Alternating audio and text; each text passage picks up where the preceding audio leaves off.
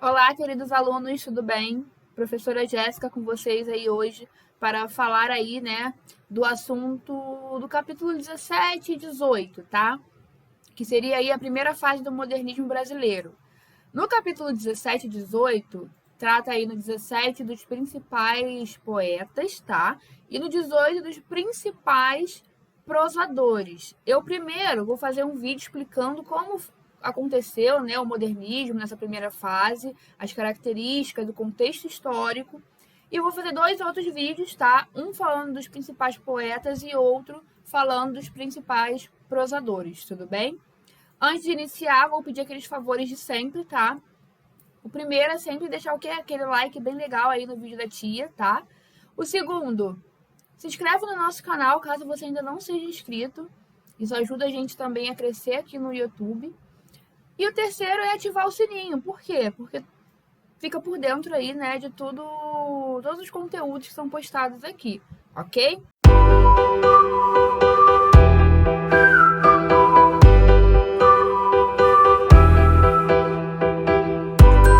Então vamos lá, vamos aí entender um pouquinho do modernismo no Brasil, tá? Vocês sabem que ele iniciou, né, na semana de 22, quando aconteceu ali a Semana de Arte Moderna, já foi decretado ali o modernismo, tudo que vinha de escolas literárias para trás.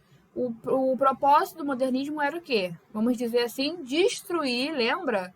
Destruir o que é passado, né, do que ficou no passado, e construir uma nova literatura, uma nova pintura, escultura, enfim, renovar, né, a nossa cultura aqui no Brasil e parar de seguir os padrões, né, fazer um Ctrl+C, Ctrl+V, como faziam antigamente nas escolas anteriores, tudo bem? Elas copiavam os modelos lá da Europa e traziam aqui para o Brasil e não mudava praticamente nada, tá? Então vamos entender aí agora, né? Vamos falar sobre a primeira geração modernista, tá? Aqui no Brasil, o modernismo ele se dividiu em três fases ou gerações. A primeira, que é a que nós vamos ver agora, tem a segunda, que foi ali de 1930 a 45, e tem a terceira, que é até os dias atuais, vamos dizer assim, tudo bem? Então, galera, o modernismo no Brasil ele aconteceu ali teve as influências aí, né, lembra, vanguardas europeias que nós já vimos também. Se você ainda não assistiu aos vídeos sobre as vanguardas europeias, sobre a Semana de Arte Moderna, por favor, pausa esse vídeo e vai lá assistir, tá? Eu vou deixar aqui linkado. Então assiste os dois vídeos, tá? E volta aqui para entender a explicação do modernismo, beleza? Então, o modernismo foi muito influenciado pelas vanguardas, tá? E acarretou aí numa nova percepção, né, de arte, de literatura, enfim, no Brasil, tá?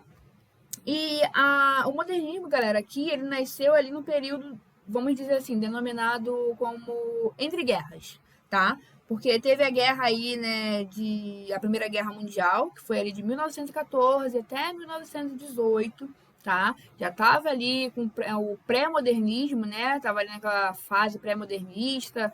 Depois aí, entre a Primeira Guerra e a Segunda, teve a Semana de Arte Moderna, que foi onde iniciou, tá? E a Segunda Guerra também, galera, que foi ali de 1939 até 1945, tá? Então, por isso que é denominado aí período entre guerras, tudo bem?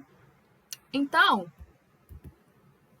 o que o modernismo queria? Ele queria aí implantar novas ideias, tá? Como eu falei, ele queria destruir tudo que já havia feito, já tinha aparecido aí de arte, de literatura. Eles queriam romper com esse passado e criar uma nova forma de literatura, uma nova forma de escrever, de pintar, de esculpir, tá?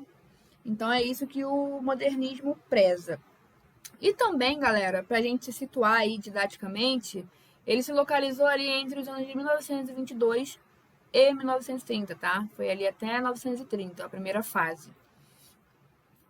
E nessa fase predominou o quê? A poesia, tá?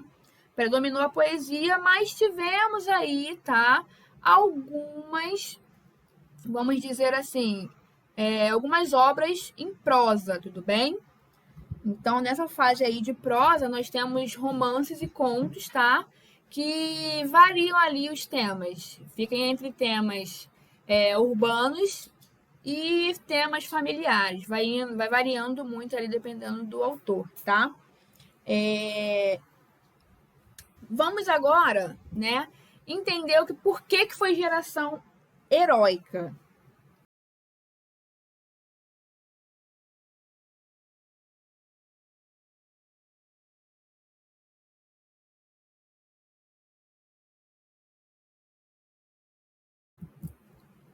Geração heróica, galera, por quê? Porque foram essas pessoas, né? O povo da Semana de Arte Moderna que botou a cara lá pra bater, que foi vaiado, tacaram as coisas, xingaram, falaram que eles são alienados. Lembra? Monteiro Lobato falando de Anitta Malfatti?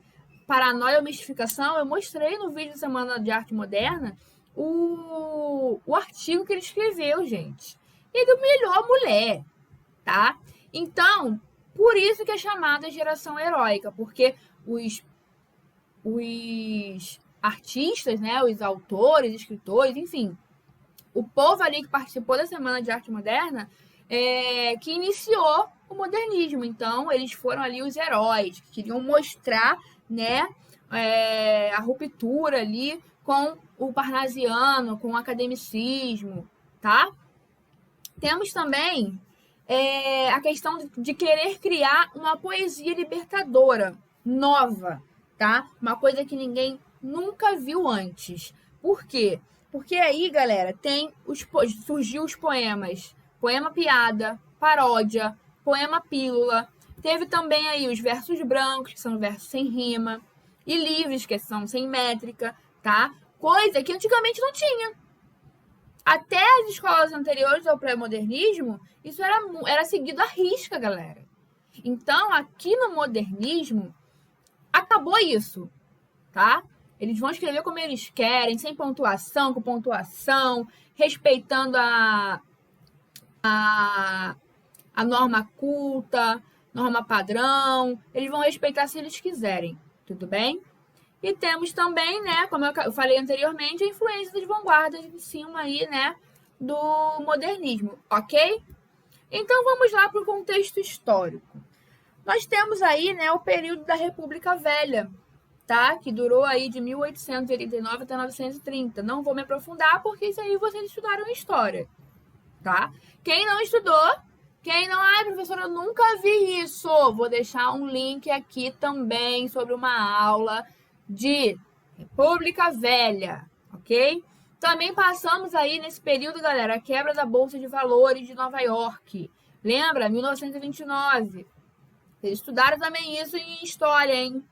Tem também aí várias inquietações aí político-social, tá? Era um período de fervor aí da questão política, o povo reclamando de um monte de coisa, enfim. Tem a chegada também expressiva dos imigrantes. O que acontecia? Os imigrantes, eles começaram a chegar aqui no Brasil, né? E substituiu o trabalho escravo, né? O negro que ficava lá na lavoura, trabalhando e tudo mais. Os italianos, japoneses, todos os imigrantes que vinham para cá, começou a substituir esse trabalho. E o negro, o que aconteceu com o negro? Foi marginalizado, né? Foi a questão ali de iniciar as favelas, as comunidades. Por quê? Porque o pobre não tinha para onde ir, né? Enfim. Fundação aí do Partido Comunista Brasileiro, tá? E alguns poetas e prosadores aí, eles participaram desse partido, beleza? Tem também a revolta tenentista, 1922, então, passou por isso também. Tem também aí o maior poder aquisitivo da classe burguesa paulistana, tá? E a Revolução de 30, né? E a ascensão aí de Getúlio Vargas. Então, até 1930 nós temos aí o primeiro período da primeira geração, né, modernista, tudo bem?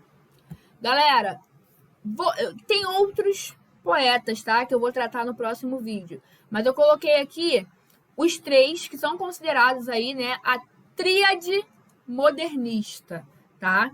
Então, esses aqui, ó, esses 3 aqui são considerados a tríade modernista. Beleza? Oswald de Andrade, Mário de Andrade e Manuel Bandeira. São os nomes mais importantes, tá? Acredito eu que os que mais cobram no vestibular, ok? E as características desse período, galera? Temos aí o nacionalismo crítico e ufanista, tá?